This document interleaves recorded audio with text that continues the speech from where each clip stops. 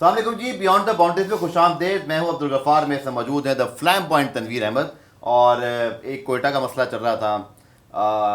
रावलपिंडी के तो मसले इतने हमने डिस्कस कर लिए कि हमें अब वो मसले लगते नहीं हैं, बट कराची किंग का मसला भी हो गया है। और तनवीर साहब, एक लो स्टैंडर्ड लीग पर जो हम बात शुरू करने लगे हैं, अच्छा मैं इसका कॉन्टेक्स्ट बता दूं, लोग ये ना समझे अपनी लीग है ये भी ज़रूरी है। लोग बोले कि लोग समझेगी कि वो तनवीर भी लो स्टैंडर्ड लीग की ट्वीटें मार रहे हैं, अब्दुल गफ्फार भी ऊपर लिख रहे हैं। हालांकि मैंने बीच में लिखा है माहिरीन के मुताबिक। सर बात यह है कि कुछ लोगों को बाबर की कारकर्दगी इतनी भी हजम नहीं हुई कि यार उस दिन की बैटिंग भी तारीफ कर दो, उसके बाद जो मर्जी। उन्होंने बोला नहीं नहीं नहीं नहीं नहीं, बाबर ने सेंचुरी की तो की कैसे भाई, ये तो मतलब लो स्टैंडर्ड लीग है। ये नहीं पता उसकी लो स्टैंडर्ड लीग में टीम खरीदी हुई है, उसी लो स्टैंडर्ड लीग से आप वाबस्ता हैं। तो जी तनवीर साहब, जिन माहिरीन का बात कर माहिरीन है क्रिकेट, जिन माहिरीन बड़ी समझ है उनको भाई, बड़ी क्रिकेट की उनको समझ, अली बे नहीं पता उनको, ठीक है ना। और वो कभी भी, वो माहिरीन कभी भी जैसन रॉय के जो 80 रन आज उसने किए थे ना, उसकी कभी भी बुराई नहीं करेंगे, क्योंकि पहली तो बात उनमें बुराई की हिम्मत नहीं है। सलमान अली के 8 मैचों में 93 रन नजर नहीं आ रहे। दूसरी बात यह है कि जैसी आप जैसन रहे कि 80 की बात कर रहे हैं, बुराई करने की कोशिश की, उनको मुंह बंद करा दिया जाएगा, उनको चुप करा दिया जाएगा जी कि भाई क्या हो गया, क्या हो गया, थोड़ा सा हल्कात रखो भाई। क्या सलमान अली आगा पे कोई बोल रहे हैं इसी वजह से? कोई नहीं बोलेगा, अपनी टीम में कोई बंदा आ जाए। बात सीधी सी ये है, समझ गए होंगे ना आप लोग? जी बिल्कुल समझ गए, सब लोग आवाम बहुत तेज है, लोग बहुत समझते हैं। हाँ जी भाई सीधी बात ये है कि आज जो स्मिथ ने 100 की है वो भी लो लीग के अंदर 100 की है, बहुत हल्की लीग है। सही बात है, पीएसएल की बहुत हल्की लीग है भाई। वो पागल है, वो जो इतनी तारीफें कर रहे हैं कमेंटेटर, वो पागल है। स्मिथ कहता है यार बड़ा मजा आ रहा है इस लीग के अंदर, ठीक है। वो पागल लोग हैं जो कहते हैं कि यार बड़ी जबरदस्त। हम मतलब हम कराची किंग्स पे वापस आ रहे थे भाई, बात निकलेगी तो बहुत दूर जाएगी। कराची किंग तक क्या मैं आ रहा हूँ ना, लो स्टैंडर्ड लीग में सबसे सेकंड लो स्टैंडर्ड टीम, 8 मैचों में 6 पॉइंट। और मैंने आपको कल गिनवाया था, जो लोग कह रहे हैं कि लो स्टैंडर्ड की जो टीम है, ठीक है, उनकी टीम तो सबसे ऊपर जानी चाहिए।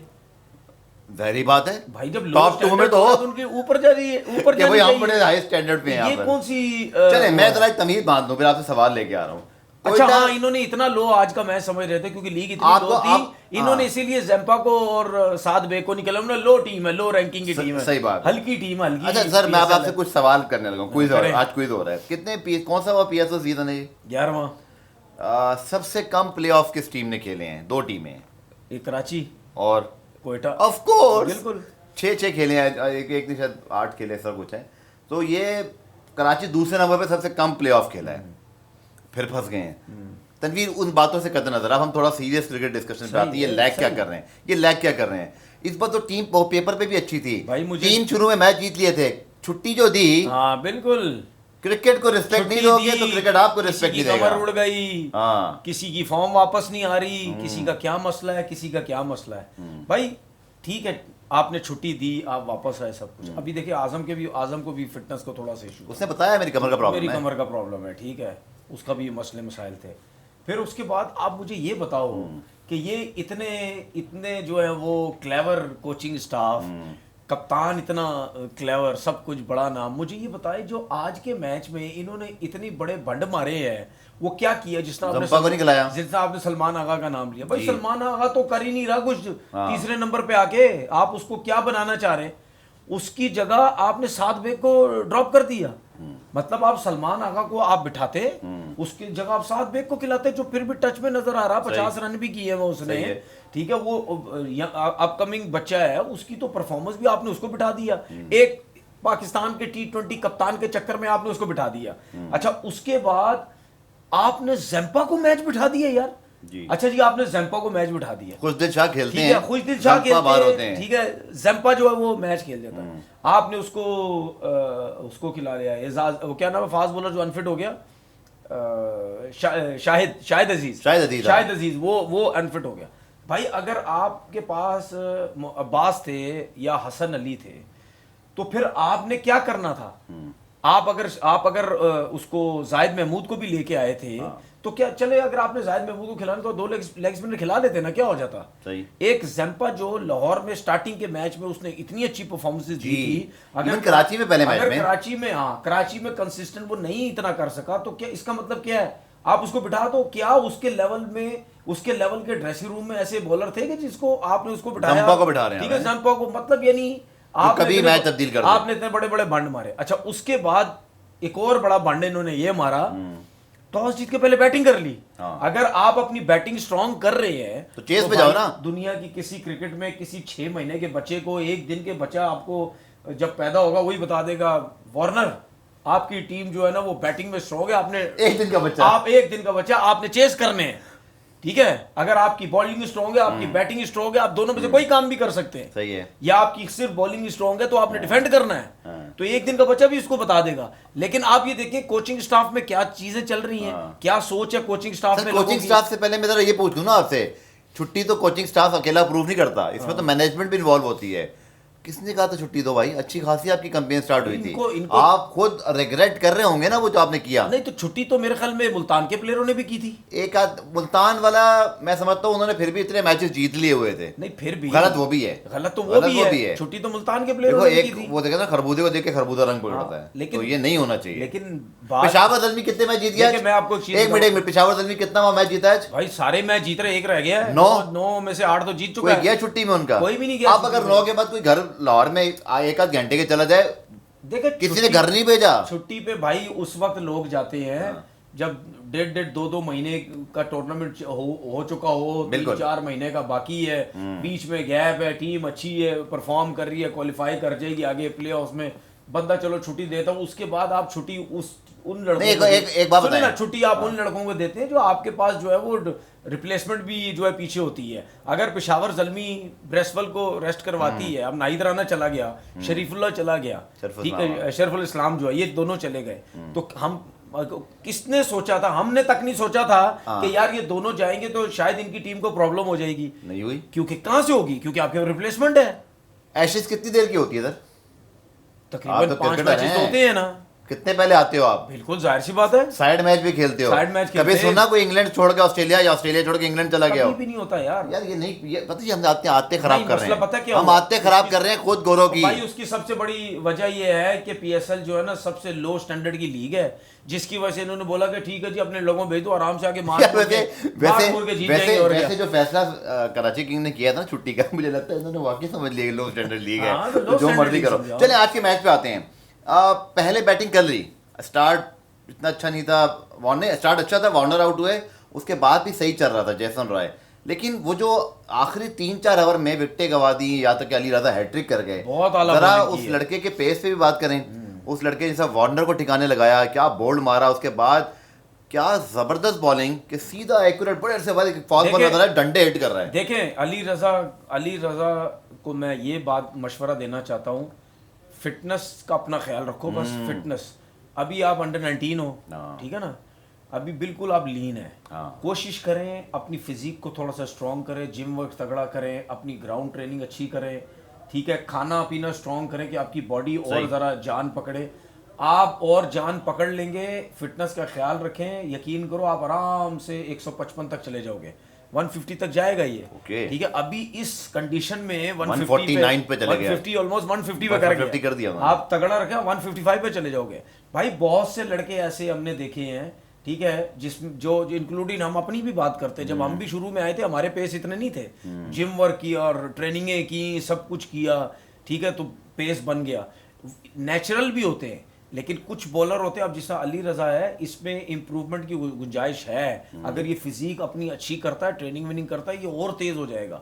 उसके बाद जिस तरीके से उसने यॉर्कर किए, हाँ कुछ बॉल्स उसने फजूल के वेवर्ड कर दिए, जिस तरह आजम से ऑस्टम से बार यहाँ कर दी उसने, कट वाइड की तो छक्का हो गया। इन चीजों से थोड़ा सा बचो। आपके पास पेस इतना, आप एक्यूरेट यॉर्कर्स भी करते रहोगे, कोई आपको खेल ही नहीं सकता, इजी है ही, मतलब वेरिएशन करने की जरूरत नहीं है। जो आदम वाली बॉल थी, आदम ने टच किया, बिल्कुल। आप आजम वैसे भी फास्ट बॉलर्स पे विकेट छोड़ के खेलता है। आपका जितना पेस आप डंडों में बॉल करो या ऑफ स्टंप से बाहर करो, वो आएगा भी नहीं बॉल के ऊपर, कोई भी नहीं आएगा।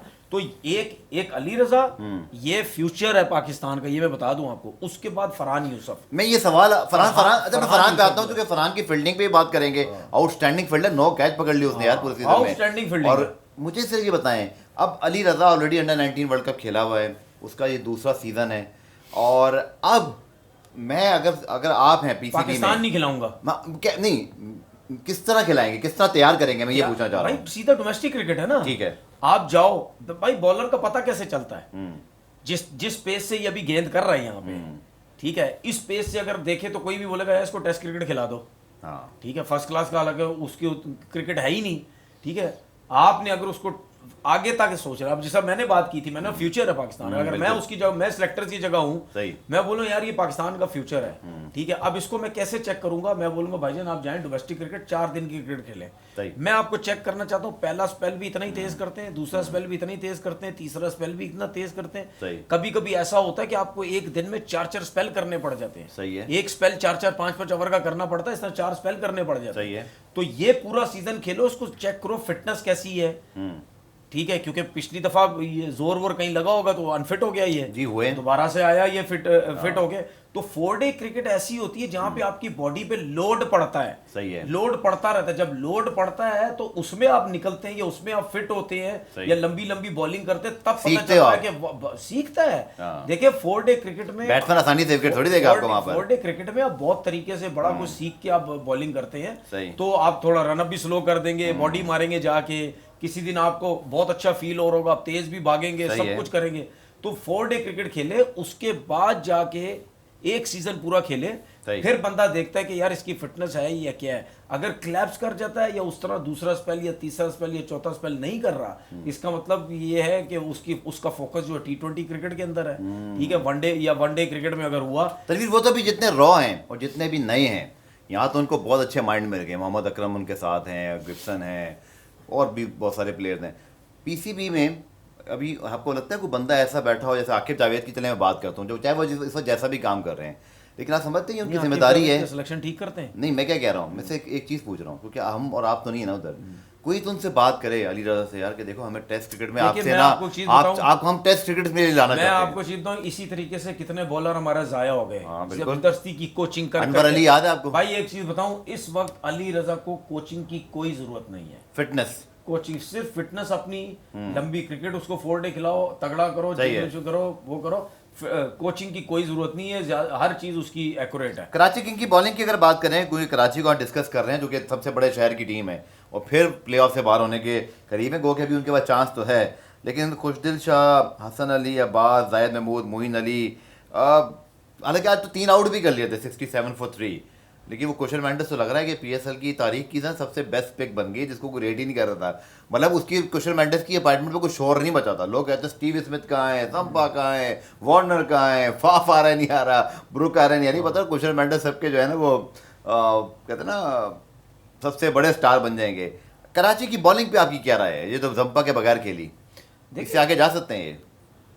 यार मुझे नहीं लगता कोई इतनी अच्छी परफॉर्मेंस, क्योंकि इनके साथ तो लाहौर का मुकाबला भी है ना। एक बात बताएं, इनकी टीम में अभी फिलहाल आपको कौन सा ऐसा बॉलर लगता है जो बहुत ही एक्स्ट्राऑर्डिनरी उसने परफॉर्मेंसेस दी हुई है? मैं तो जंपा को खिलाऊं भाई, ठीक है ना। तो जंपा की तो जगह बनती है। खुशदिल शाह पहले दूसरे सीजन से खेल रहे हैं, आज तक उनके वही मसले हैं ना, वो बैटिंग प्रॉपर कर पाते हैं नहीं है कुछ, बॉलिंग यार मुझे ऑलराउंडर वही ना, मैंने बताया ना ऑलराउंडर नहीं। ऑलराउंडर क्या मतलब, जब आप खुद नाम का नहीं सुन रहे ना भाई, खुशदिल शाह वगैरह खुद इतने अरसे से डोमेस्टिक क्रिकेट खेल रहे हैं, तो आपने क्या सीखना विकना नहीं होता कुछ?